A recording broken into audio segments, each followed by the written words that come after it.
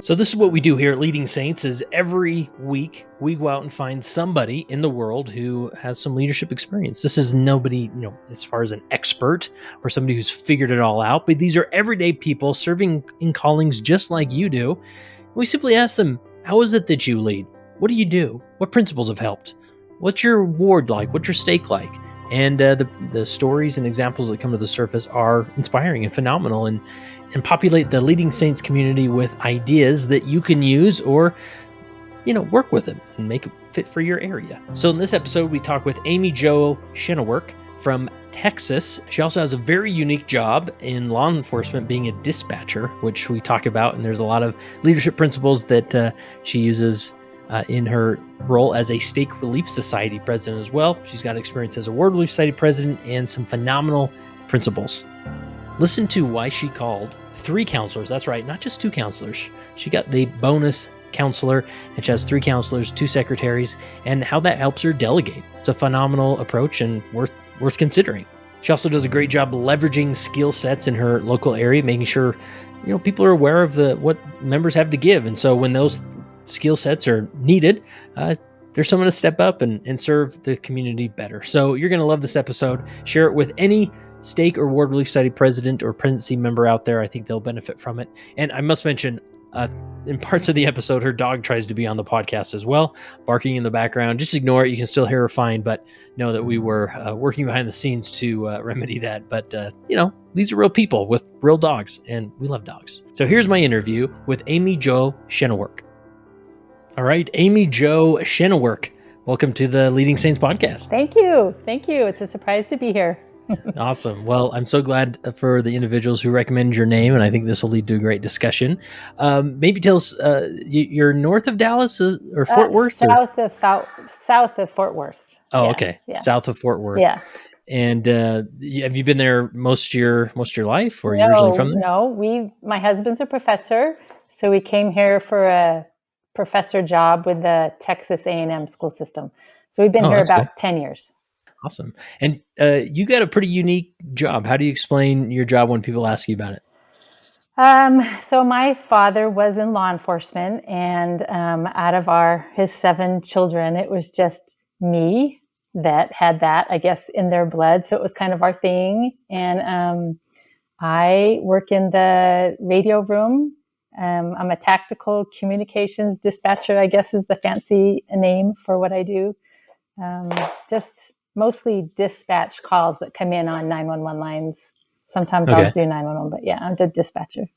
So you're not necessarily the person that answers the 911 call, but I mean, sometimes when you have a tornado going on, everyone's all hands on deck, But mostly I'm a dispatcher. So someone calls in, talks to a 911 operator, and then they send the info to you saying, this is the situation, this is what we need. And then you tell the police to jump in their car. Yeah, or the fire department or the hazmat or whoever needs to respond. Yeah, SWAT, nice. K9.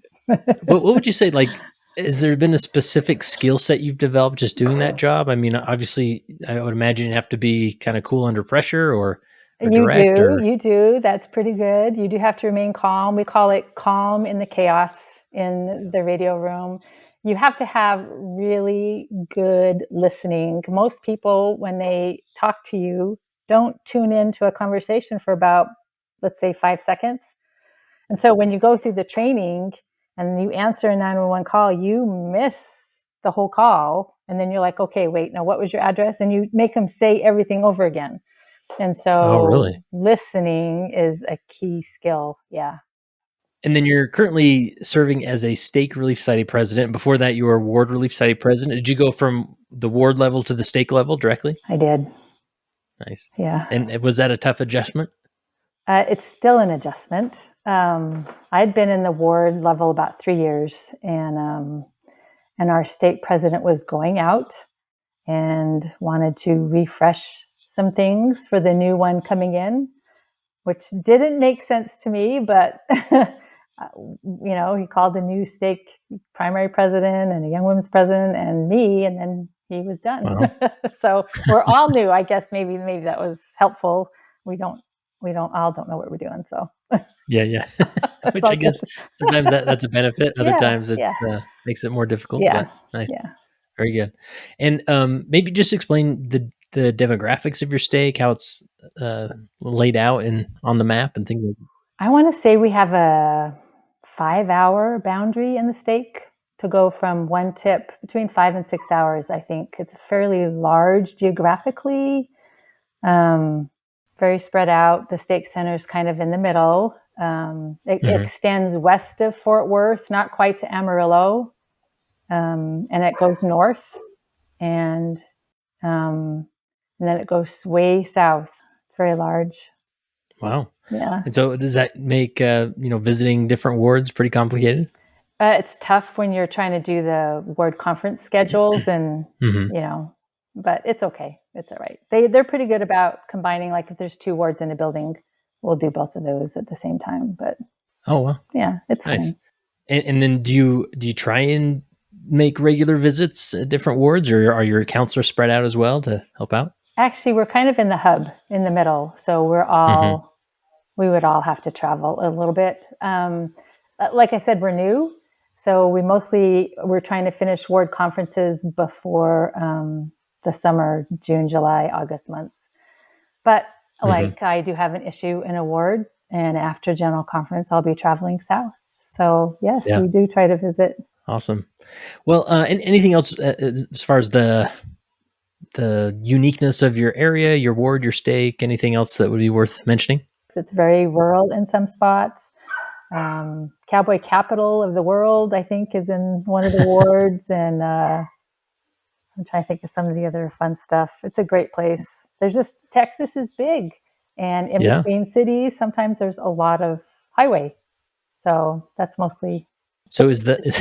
I've got to ask, is the cowboy capital of the world an actual city, or Yeah, Stephenville. Yeah, they have like the yeah? cutting horses, and they train them down there. So If you need a good rodeo, maybe they yes, have that. yes, yes, yes, yes. Lots of rodeo. Tarleton is the A&M school down there, is the sister school, and Mm, they have the rodeo. They compete in the rodeos. Yeah, interesting. All which is right. super fun. I have 6 boys, and they've thoroughly enjoyed the rodeo aspect, the cowboy aspect of living Yeah, here. So yeah. that's awesome. Well, you sent me a few principles that we'll sort of explore here that's maybe served you well. And feel free to jump back and forth from stories from your time as on the ward level or the stake level. I think it'd be beneficial all around. But the first one being one that I think we all think about, but it's maybe more complicated than we'd like to make it, and that is delegating. How do you go about delegating, or what's your thoughts around delegation? I'm very busy, and when they extended both calls to me, you always think, how am I going to do this? I'm always happy to serve. I have 7 children. I work more than full time. Um, my husband works. My children are very involved in events and activities. And so I, coming out of COVID, when I was called, said, I'm going to need lots of help. And I commute to Dallas from where I live, and it's 70 miles one way for the job, and then another 70 miles home. So I just am not home a lot. So I knew that if I was going to be able to do this, I needed lots of help. So President Kimball had 3 counselors, so I asked for 3 counselors, Oh, and really? I got 3 counselors. Yep, Oh, cool. and put one over ministering, one over welfare, and one over the just servant activities, and that worked really well. And then I had 2 secretaries. Uh, I just had a big board. I had emergency preparedness Yeah. person. I had ministering secretaries. I just had. I mean, the more hands in the pile, the lighter the work, right? So, and you Yeah. get a good rhythm going, and when you divvy up the responsibilities, it flowed very smoothly. So, yeah, definitely. The more people you can involve in your calling, I know the church just released an update to the general handbook um, indicating more callings that are available under the Relief Society heading. So I'm not saying I invented the callings, but some of mine are in there. Nice. You're a little bit ahead of the There curve you there. go. That's great. Yeah, Yeah. and we I love a good out of the box idea, but I love it even more when it's very simple. Actually just call another counselor or get more people involved, Right, and that's right. will help a lot with delegation because Yeah. sometimes it can feel like, wow, all of our plates are full. Yes. Who can take one more thing Or just rather? something, everyone can Yeah, do just a little bit, and it's so fun to work together and have that, working our shoulders together, whatever that song is. But the work gets done. So yeah. yeah, that's awesome. Is there any other dynamic to that would be worth mentioning as far as having three counselors? I mean, is it just basically more people are involved? More people are involved. There actually isn't a um, computer spot for it, Oh so yeah, you can't click on as like a third counselor as a calling. But one ward, has a very large Spanish contingency, and we're actually counseling with the president there to have a counselor over the Spanish ladies in the Relief Society. So, like I said, President Kimball was able to do it. Or yeah. yeah, so Well, so tell me about skill sets. What do you mean by skill sets? Um, skill sets, like I'm a piano player and it's not my thing, but my mom gave me that gift through piano lessons. And when you Sound like move, a typical Latter-day Saint upbringing. she's a Okay. convert, so this is like all Oh, new okay. and All right. exciting to her. But when you move to different wards and they find out you're a piano player, like that's your calling. And so I literally would spend my whole life being a piano organ player. And to me, that's not a calling. So that's a skill set I Yeah. have. I'm happy to share it. And so, in terms of being a leader in the ward, people have those kind of skill sets, but it shouldn't be like a calling. It should just be when you need that skill set. So I love the umbrella of the church social services program. It's life help, and they put everything under there like mental health, pregnancy, emergency preparedness, finances, anything, anything that helps you with a non-spiritual side of life. And so I just asked some people that had specific skill sets. They would be on my life help committee. You're really good with finances. You do this for a job. If we have an individual that needs some counseling, would you be able to help? Or you have all the muscles, you have trailers, you have trucks, you have a lot of boys. Can we put you on the moving committee? And just activate the life help committee when you need some help, depending on what the skill set is. So it Yeah. doesn't have to be a calling per se. You can be a committee member, but I'm fully all about using skills and talents that people have when there's a need. And don't Yeah. reinvent the wheel. Don't Yeah. make someone learn about finances because you want them to be a finance person, unless that's really inspired or something. But if you have a short term need, use someone that has finances. So yeah. Yeah, that's great. Almost like a bishop storehouse or a relief society storehouse of skills, right? Yeah. And you might as well draw upon them Yeah. when Like they already exist. if you have a tornado, you want the guys that have the chainsaws, right? To come Yeah. out and help people get cut out of their trees that have fallen down. You're not going to be calling Sister Jones on a walker. Hey. Yeah. Better learn how to use a chainsaw because that's your calling. No, that's interesting. And is there a specific way you like gather that information? Do you survey people? Do you just ask around or? If I was new in the ward, I would definitely have to do that. We've been here 10 years. So 3, 4 years ago, I was comfortable, knowing who did what their jobs were. You can always ask. Counselors know. You have a nice list under that life health umbrella. And if you just go down, people will give you the names that you need.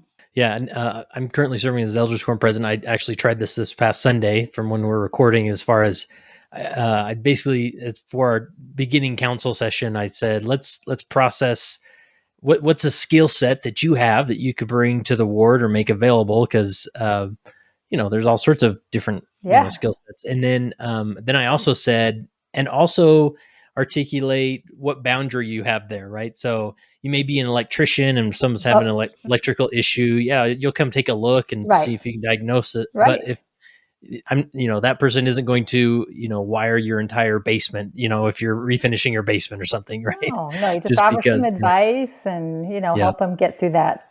Yeah. So I just love like engaging people with that of saying, what do you have to offer? Because there's a lot of things I have that, I'm happy to offer, but a lot of times people don't think of it or they're not aware of it, Right. so. Right. So digging that stuff out is super fun when you learn that about Yeah. people. We would try to do I don't know, maybe the first year we did a get to know you, and we'd have them stand up and try to ask some of those leading questions. What do you like to do? What do you wish you could do? Just to get to know them better, but you can use that as a venue to add to your skill sets. That's cool. Yeah. Anything else around skill sets, or do we cover it pretty well? That's pretty good. Yeah. But Okay. just knowing the skill sets that you have and when it's needed does make your job easier. Is that dog? Yeah. Is he too loud? Oh, it's fine. Okay. People know you're human and you have dogs. So there's a real person here. All right. Now, next principle, tell me about inclusion. What do you mean by inclusion? Just finding a way to include everybody. So when my parents were investigating the church in Massachusetts, my mom loved it, but she would not progress without my dad, who was a chain smoking, drinking, gamble on the weekends, law enforcement guy. And so she said, I'll go to church without you until you can, catch up kind of thing. Well, he got tired of sitting on one of his few days off at home alone for the go to church, come back, go back to church, come back, that extended 3-hour block meeting. And so he finally started going. But, do you remember that talk by President Hinckley? Every convert needs a friend responsibility. And the nourishment of the good word of God. Yeah, right? he was talking about my dad. He had learned my father's conversion story. And yes. So my dad was called, without being a member, an assistant scoutmaster. And so he would go off on, mutual night and do things with the boys, made some friends. He would go off on campouts, bond some more. And so I fully believe, because not everybody's ready to go to the temple and relief society, and maybe some can't even have callings, but they can have a kind of calling. So everybody could have a job and be included, no matter what spot they are on the covenant path. And so I'm eternally grateful, obviously, for that little branch in Massachusetts that befriended my parents. Yeah. So I have to ask, do you know how President Hinckley found out about your dad and his conversion? Or? President Hinckley loved my father. He was a police chief in Massachusetts, and often he would come to do like regional youth firesides or trying to find land for the Boston Temple. Oh, wow. And liked driving with my dad because he would put on the lights for him and go a little faster. Inside adrenaline junkies or something. I don't know. They felt a need for speed. They were funny together. They both loved to laugh. They had the same kind of humor. He just loved my father in the limited contact that he had. But he did come out looking for the Hartford, Connecticut land, and they were very frustrated. Every time they would find a plot, they would find an Indian artifact, or they would find some extinct animal or endangered animal. And so they met as a regional coordinating council, I think, of stake presidents. And my dad said, well, one of my units, he was a stake president, one of my units has some land behind the chapel. Well, let's go. And he hopped in the car. And anyway, so that's how it came out. He asked my father. So by the time your father met him, your father had been baptized and was in the church. Yeah. Wow, fascinating. Love those backstories. I appreciate you sharing that. And anything else around inclusion that we haven't hit on? So just use everybody. Everybody wants a job. Everybody needs a job, and you make friends when you work together. So that's a great thing to do when you're in a leadership position. Don't try to do it by yourself at all. There's so many people out there that can maybe even do it better than you, but you won't know. Yeah. And then finally, tell me about instruction. How do you implement instruction as a Relief Society president? I am not a have desert book stuff all over my walls kind of member. I'm not in Utah. Sometimes I feel like I'm not a normal member. I don't know. But I love the gospel, and I think you just need to be you. And what the gospel is to me might help somebody else, in my area. So I share experiences kind of like Jesus did. He had parables that were related to the people he was teaching. And I think that's a great way to get a gospel principle across. So my father was very good at this, and he would have little lessons on turning anything into an analogy or a parable related to a gospel principle. And when you and the general authorities do it, they'll take something that happens in their lives or family members' lives, and they'll use that as the beginning or foundation of their talk and expand from there. So that's kind of what I mean by the instruction that you give. Everyone has something to offer. You don't feel like you don't have anything to offer. I love teachers that can stand up there and share something that's so difficult in their lives and what got them through it. It makes it very real. So make your instruction when you instruct just very real and use you. Because if you're using you, then it's true. I'm Yeah. not like using somebody else's story. It's me, and That's great. And I love that reference to like Christ and his parables of, often he used parables, as we know, he used parables that were very applicable to the common man of his time, right? yes. Okay, so I feel like I need to give you an example. Here's an Okay, yeah. example.